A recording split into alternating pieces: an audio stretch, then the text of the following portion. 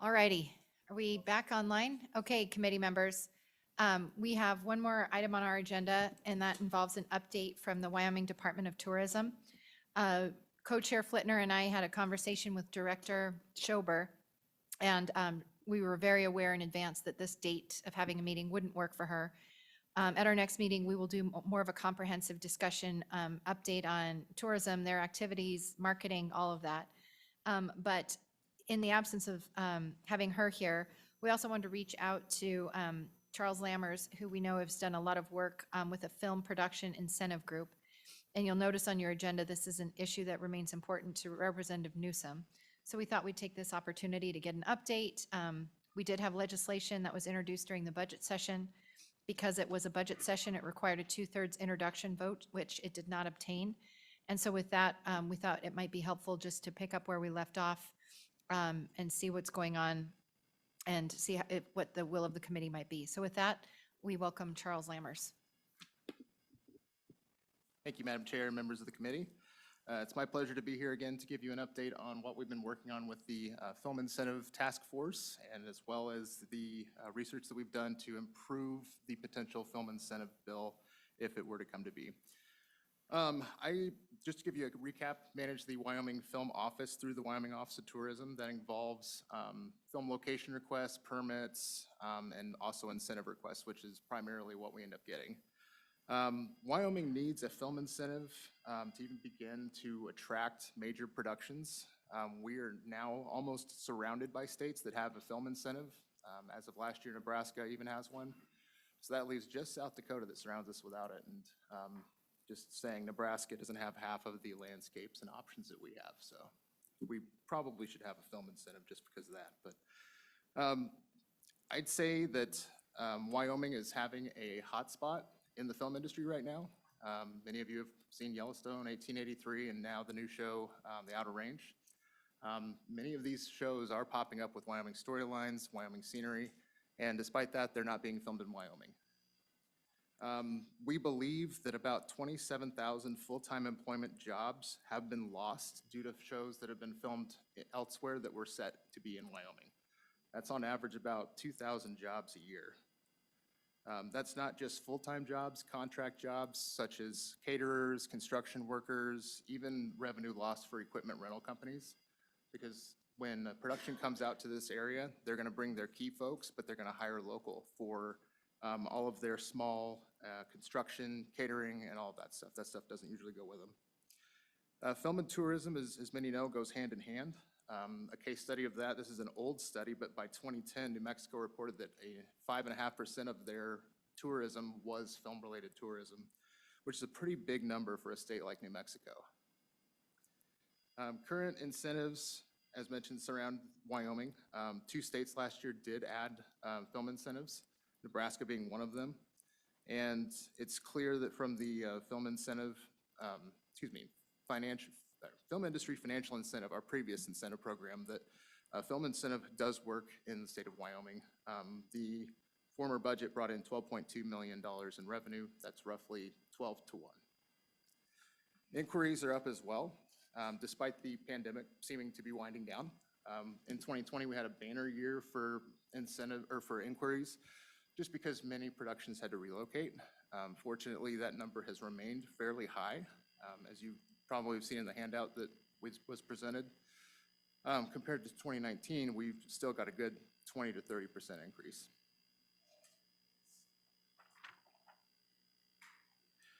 So that being said, we are asking the committee if it pleases them to draft the bill based off of 2022's House Bill 93. As the foundation for this bill, we're hoping to, as Chairman Ellis said, pick up where we left off in February. The Film Incentive Task Force is still meeting and even has attracted new members over the last few months. I'm sure some of you have heard from them. We got feedback that the bill from last session might have been difficult to interpret, despite the fact that we also had the challenge of limited time, as we understand. So that's some of the concerns that the task force had about the bill itself. That's the feedback that I have and the update that I have on the film incentive and the happenings of the film office, and I will entertain any questions. Thank you for being here. Questions for Mr. Lammers? Senator Landon? Thank you, Ms. Lammers, for being here. What does New Mexico set aside every year for their incentive program? I don't have the Mr. exact Landers? number. Oh, sorry. I don't have the exact number, Senator Landon, but it's in the tens of millions. I can get that information for you. Additional question? Representative Banks? Madam Chairman, thank you. Just two questions. Could you repeat for me one more time the number of estimated lost jobs that you mentioned? And then the other question is, on the number of film inquiries, on the white sheet you gave us, the 2019, 2020, 21, can you tell us what that looks like? Like, what is a film inquiry, really? Sure. Mr. Lammers? Oh, sorry. Yes, so Representative Banks, the number of estimated jobs lost to the Wyoming storyline films and projects that are filmed elsewhere is 27,000, which estimates to about 2,000 per year from the independent study that was completed. And then as far as, I'm sorry, what was the other question? Madam Chairperson, what those film inquiries look like, and then also, just to follow up, the 27,000, 2,000 jobs per year, what's that time frame? Mr. Lammers? Thank you. I was just provided this information this morning by members of the task force, so I will admit that I haven't had a chance to fully vet that information yet, but if you would like, I could pass along the full results of that study to the members of the committee, just since even I haven't had a chance to fully look at it yet. Film inquiries come in a varying category, I'll call it. There's general inquiries, which are people who are just trying to figure out where they want to film their project, and so they start by calling our film office and just seeing what we offer in general as far as permitting, what type of landscapes there are and stuff like that is general.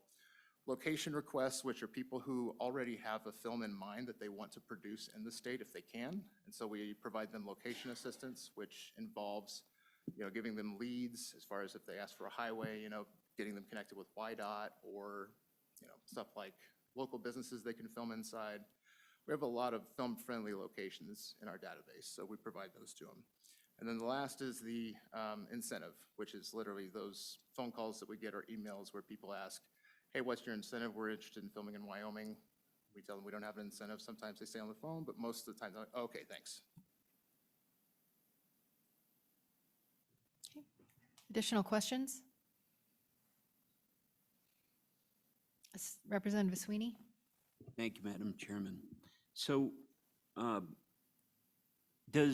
it occurs to me that previously there was discussion around the veteran component. Is that still in this, or will that take place in rules? It's still in discussion. Oh, I'm sorry, I keep forgetting that. Mr. Lammers? Thank you. Representative Sweeney, we still have the veteran discussion, and it comes up pretty regularly in the task force. But as far as right now, we're looking at putting that into rules, if possible. Okay.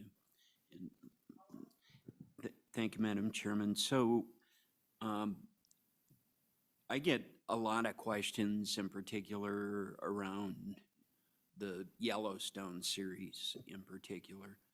And so I found it interesting, I believe one of the task force members, but someone that I've worked with here in Natrona County, Kelly Estes, that, indeed Yellowstone or the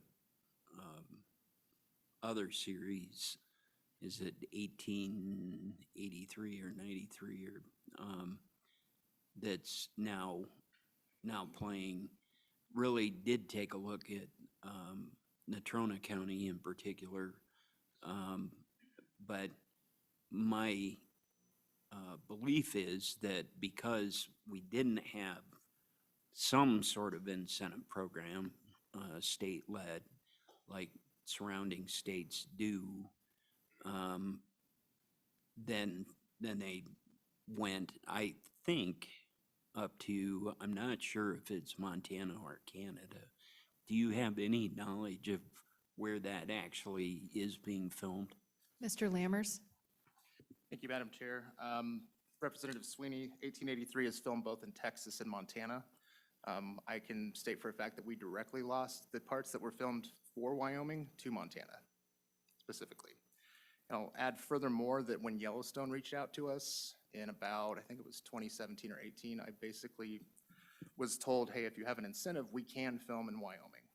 Otherwise, it is too expensive because there is a lack of infrastructure for filming, just like what Montana has put in place when they didn't have infrastructure with their film incentive. It offsets the cost and actually helps to incubate the local economy when those production companies come. That's when the infrastructure pops up. But just wanted to add that in there. Okay, additional questions for Mr. Lammers? Okay, If I- Ms. Pat, follow up? Thank you. Thank you, Madam Chairman. So a follow-up to that, because I love Yellowstone, so the series. And it interests me, and I've never really gotten the answer to this, but at the beginning of the series, for probably at least one season, maybe 2 seasons, the credit at the bottom was not Montana, it was Utah. So my understanding was they were shooting parts of this in Utah, and then Montana got it figured out because we couldn't figure it out, and it's turned out to be a huge hit. Do you have any knowledge of that particular piece? Mr. Lammers? Thank you, Madam Chair. I do have some knowledge about that. I know that the show, after it first was not able to be filmed in Wyoming, was shot in Park City, Utah. Utah had some sort of change to their production rules, and so then the show ended up moving to Canada. And then I think it was 2019 or 20, they had reached out to us again to see if we had yet had any plans for an incentive. And at that point, we didn't have anything, so again, went to Montana, where the Yellowstone, I believe, is still currently filmed in Montana. Okay, any further questions for Mr. Lammers? Representative Flintner?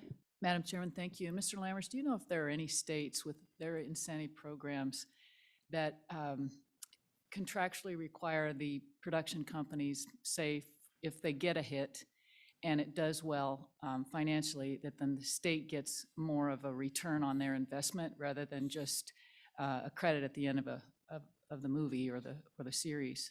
I'm just curious what types of programs are out there and who, in your view, which state might have the best incentive program for the state's interests? Mr. Lammers? Thank you, Madam Chairman. Representative Flintner, there are a number of states that have kind of I call it a tiered system, where if a production does remarkably well, they do get more of I don't want to call it a kickback, but more of a return incentive. I don't know of which states have that off the top of my head, but I'd be glad to get you that information after this.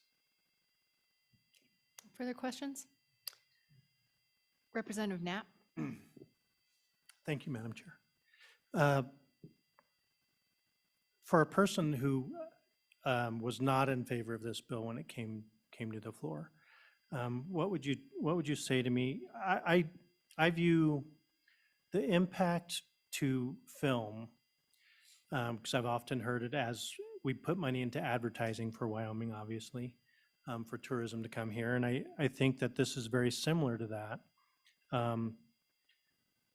Even though a film has its basis for Wyoming and people think it's filmed in Wyoming, isn't the ultimate end goal is to have people come to Wyoming for tourism. So if we're not having to put out the dollars to get that same impact of people coming in, why would we invest in almost creating an industry, I guess? Because New Mexico obviously has put their money in. I mean, they've gone all in to become that location for film to take place. Similar to Canada, I would say. But if the jobs that are created are service jobs, hotel, and I would say not even created, they're supported by it. So catering, hotel, those types of service jobs that would cater to a film crew coming in. What do you think is the better play? Is it for Wyoming to go all in on the industry? Or is it for Wyoming to almost have an impact without necessarily having to put those dollars in. Mr. Lammers? Thank you. Representative Knapp, I would say the better alternative would be to go all in, and I'm going to use Oklahoma as a case study. Oklahoma had a very minuscule film incentive.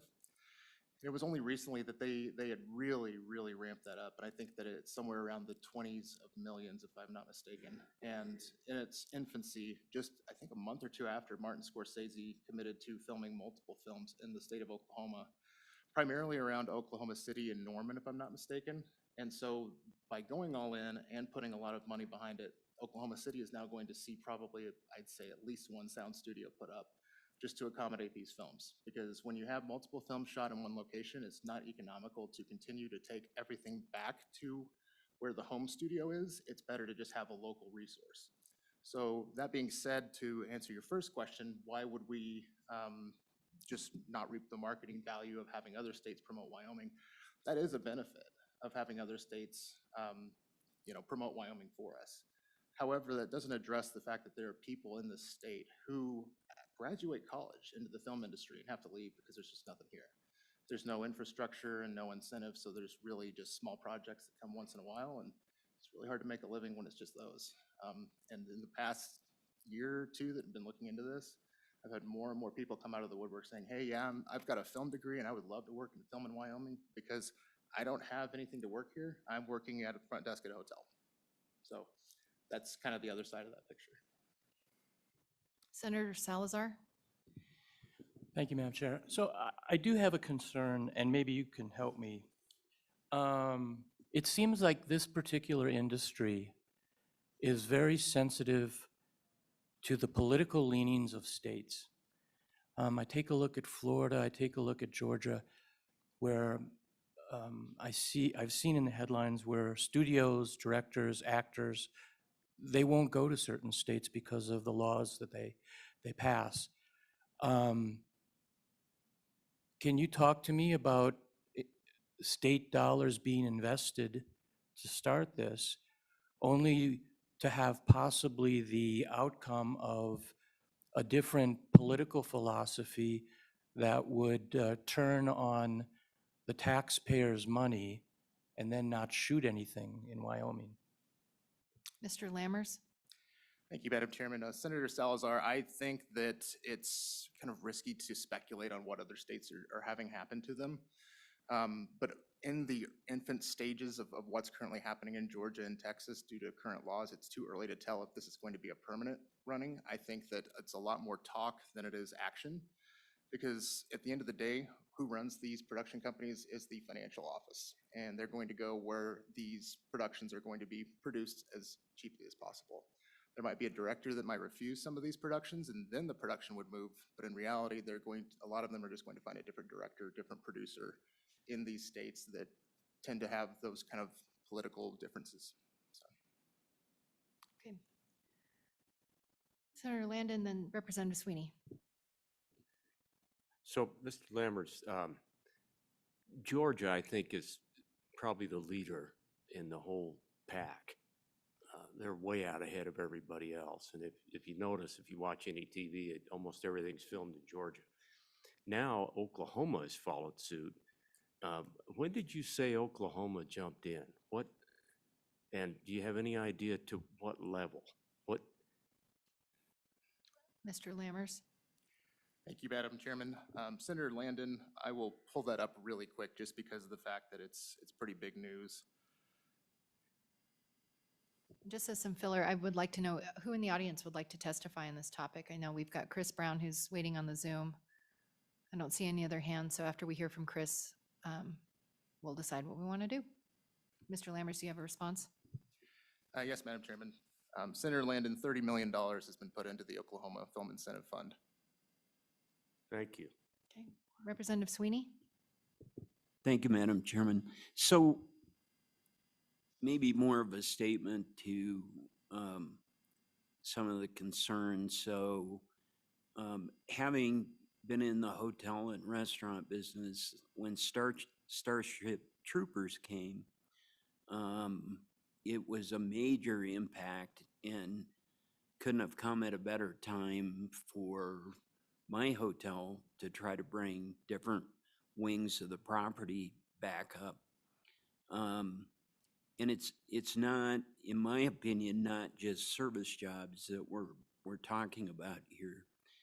And if I remember correctly, Sean Patrick Higgins from Sheridan testified he's trying to create these jobs and better train the individuals in the film industry with his background and bringing that to Sheridan to augment, when a crew comes and wants to film here, whether it's a television commercial or a series or a movie, that we're ready to go. And that's not a new concept, but am I incorrect on that portion of what Sean was talking about? Mr. Lammers? Thank you, Madam Chairman. Representative Sweeney, you are correct.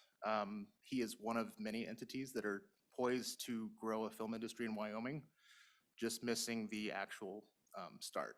So he has mentioned to me that he's got financial backing and ready to start investing in this, but only on the condition that the film industry in Wyoming gets jump-started a bit. In addition to that, there's people that have reached out to us in the past. I know we brought up Paramount in the past. Same kind of thing. If we had had an incentive, we would have probably captured the Joe Pickett series pretty easily. It was a difference of about $250,000 that made them decide to go and shoot in Canada. And the reason being is that they would have had to convert us a warehouse somewhere in Wyoming, and with the help of the Wyoming Business Council, we had about 10 or 12 locations set up for them to be able to convert. But in the end, the financial office wins. So they ended up going where it was more financially feasible for that. But in the follow-up to Paramount, the folks there had mentioned that if there was infrastructure in place already, then they would probably come back, and that in the future, they would build the infrastructure if the financial benefit was in place. Okay. Thank you, Mr. Lammers. I think we have talked about this quite a bit. We've had a lot of discussion. So, the reason that I think it just feels a little unfinished is for two reasons. One, we just got out of a budget session, which required a 2/3 vote. This bill did okay. If it had 5 votes or 10 votes, we probably wouldn't be having this conversation. But it didn't. It did get a majority vote. And then it also, another factor for me in wanting to make sure we're looking at it one more time is this working group of people that have spent, as citizens of Wyoming, as non-citizens, but volunteering their time to give us some thoughtful ideas. And so that's, at least from my perspective, why I think we need to at least talk about it and give it either a straight up or down vote. Certainly not telling anyone how I'd like them to vote, but I do think, in a non-budget year, maybe this bill looks a little different.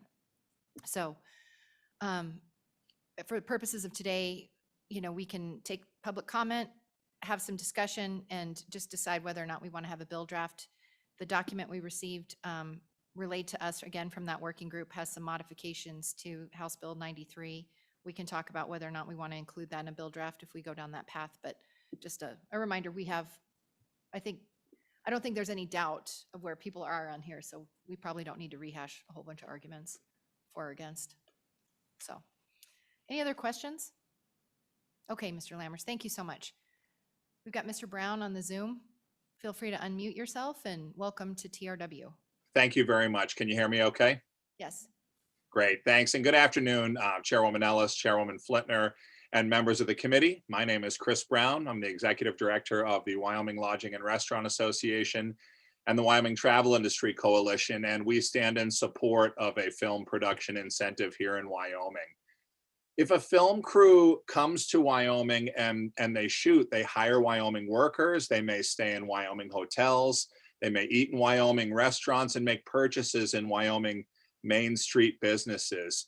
And a key point that I just want to reiterate in speaking to, I think I understood Senator Salazar's question about if there's some political nuance with a state.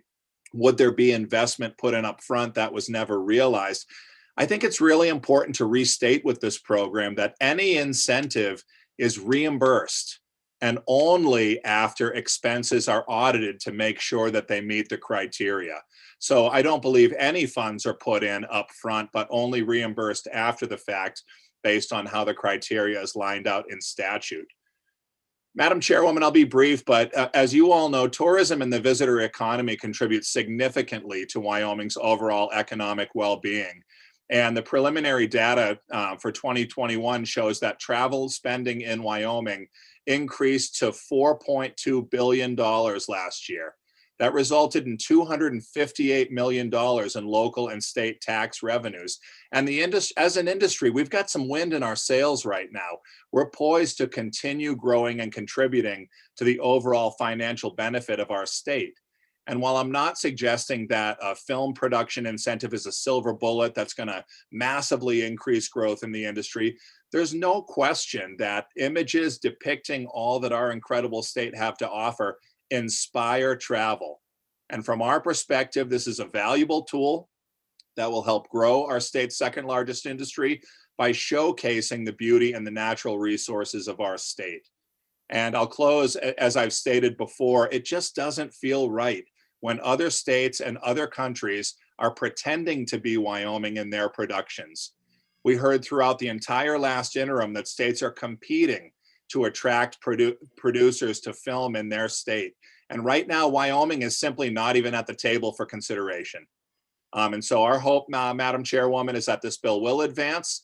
I agree with you. The vote was close this past session. We hope for another opportunity to take with the upcoming session in 2023. I appreciate the time and I'm happy to answer any questions. Questions for Mr. Brown? Representative Jennings? Thank you, Madam Chairman. Mr. Brown, thanks for being here. So just one very quick question here. So if your association sees that there's real value in this and bringing more people to their restaurant and hotel industry, have you had talks with your, because this bill started out at $2 million. I'm sure that they'll surely would bring far more than that into the state. So have you talked with your association and see why they don't offer some incentive there that might bring these people? Mr. Brown? Chairwoman Ellis, Representative Jennings, thanks very much for the question. Wyoming, the way the visitor economy in Wyoming grows most robustly is through a three-legged stool. The state of Wyoming, and now through the statewide lodging tax, invests in the State Office of Tourism, promoting Wyoming as a whole. This is a vacation destination. Come to Wyoming. The local option lodging tax boards then say, you've come to Wyoming, now come to our community. This is what we have to offer. And local businesses then, which is the largest slice of the three-legged stool, then also put dollars in to say, you've come to Wyoming, you've come to our community. Now this is why we come to our business. No individual business is going to prop up a statewide incentive program to bring folks in. But they do appreciate your consideration in considering to move one forward, because when the hospitality and tourism business benefits, the whole state benefits from the economic impact.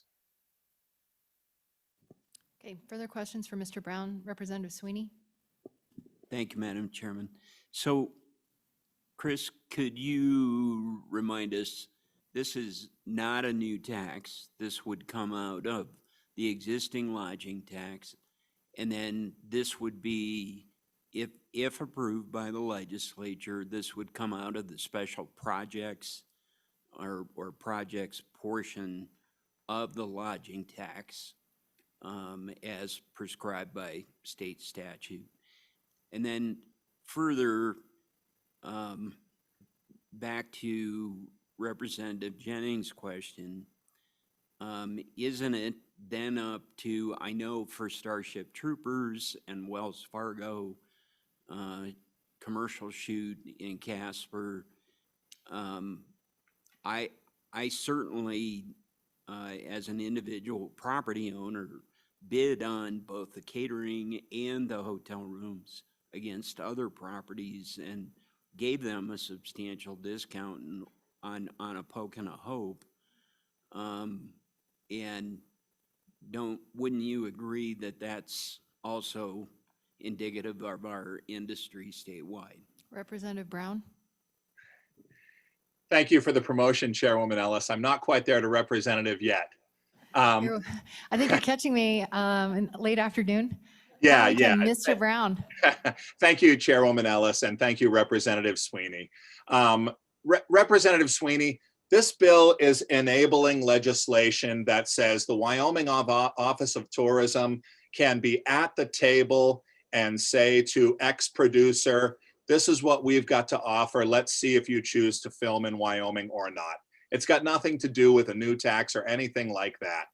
And so that is why we want this to move forward. Wyoming has an incredible representation at our state marketing office with the Office of Tourism. They should be at the table as these discussions are happening moving forward. Representative Sweeney, in relation to your question about local hotels offering discounts to attract business or anything like that, those are individual business decisions that are made by the property owners, just as you did during that time. Further questions? Senator Salazar. So, thank you, Madam Chair. So a quick question to tourism. If this, what are some of the things that you've heard that are other ways that the lodging tax money could be used for? Let's say the legislature were to reject this particular idea. Give me some idea of what the Office of Tourism is considering as ideas to use for that lodging tax. And I don't know that that's appropriately addressed by Mr. Brown. Mr. Lammers, I think that might be beyond your scope too. I think that's a question for the director, and I don't think quite have the right person here to answer that. If that's fair, I don't think Mr. Brown can speak for tourism. And then I don't know if you're willing to. I don't know that Chris knows what. Chairwoman Ellis. Was it to Mr. Ellis? It was to Mr. Brown? Mr. Lammers, okay, Mr. Lammers, go for it. Thank you, Madam Chairwoman. Senator Salazar, in Director Schober's absence, I would defer that question to her, just because to Senator Ellis's point, I don't have the know of that. Okay, additional questions for Mr. Brown? Seeing none, thank you for zooming in to be with us today. We appreciate it. Thank you very much for the time. Okay, with that, public comment is closed. Committee, do you have a pleasure?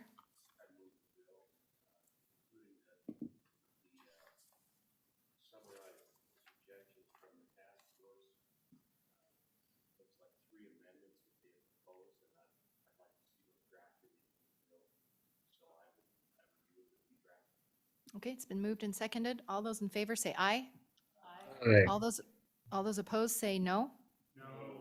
Ayes have it. We'll have a bill draft prepared for our next meeting. Okay, committee. Thank you, Ellis. Madam Chairman, Representative Jennings. I'd like to ask the committee also to ask staff to represent their study on the constitutionality of this. I think the committee, I don't know that it'd do any good to look at the Constitution, but just for giggles, it might be fun to have that again. Thank you. That's a great suggestion. Mr. Brody prepared a memo revised last time we looked at this, and so I think it'd be good to walk through that again and make sure Luke's up to speed, because we'll have lots of questions, I'm sure. So, okay, with that, committee, we are wrapping up our meeting. Looking at my notes, we do have a fair amount of things we've asked LSO to prepare. I think we've got 5 bill drafts, maybe. One would be dealing with state parks and their expenditure authority, changing that 30% to 60%, kind of looking at what an appropriate percentage might be, and having a discussion about trying to make that permanent or include an additional sunset. We've also asked LSO to develop legislation that would make Sunrise an official Wyoming archaeological site. From the prior day, we had conversations about mule deer versus whitetail deer, so I believe that's a bill draft we'll be seeing. We'll also see a bill draft on preference points, and then the final bill that we'll be seeing involves trail funding and grant opportunities. LSO, have I missed anything? Madam Chairman, perhaps I missed it, but there's also the bill draft that will be consistent with Dr. Stoughton's draft language with regard to the coordinate system. How could I forget? GIS coordinate system. And then, again, I hope I didn't miss it, but there's also the letter that will go to JAC Yes. with respect to their efforts in maybe relocating GIS outside of an agency of ANI and ETS. That sounds good. And I think along those lines with the expenditure authority, I don't know if it needs to be right away, but we'll probably need to loop in JAC. Just, I think they'd like to know that we're looking at that issue too. And then, Madam Chairman, if I can make one more request. Uh-huh. I guess I'd just like to get the committee's preference on that sort of outlier issue when it comes to the deer bill. As to those other 32 references to deer, that bill currently just creates a new definition of deer that means both. So in all of the 32 instances that are unaddressed in that bill, you're going to be referring to both species in every single instance. So that may be appropriate and consistent with the intent of this committee, but I just wanted to get some direction if we should just leave that alone and include that memo that I drafted at the next meeting, or what the preference is. Committee, do you have a preference? I think I shared one yesterday, but does anyone have a preference? I mean, I prefer to see it broken out throughout the places where it's listed. I mean, I think the argument we're trying to, or one argument in support of that bill is that they're separate species. So by recognizing them consistently as separate species throughout the statute probably makes some sense. That's my preference, but if someone sees it differently, that's my preference. Okay, we'll go with that. Sounds good. All right, committee members, anything else for the good of the order? Representative Sweeney? Thank you, Madam Chairman. So I failed to mention this while we were talking about outdoor rec, but previously we had talked about scratch tickets as a funding source, possibly long-term for outdoor rec, and wondered what the committee's pleasure would be on having that redrafted. I think it was House Bill 8 in the 22 session. I know Representative Newsom was really involved in that. Do you have a thought or comment? I don't feel like I've heard it percolating.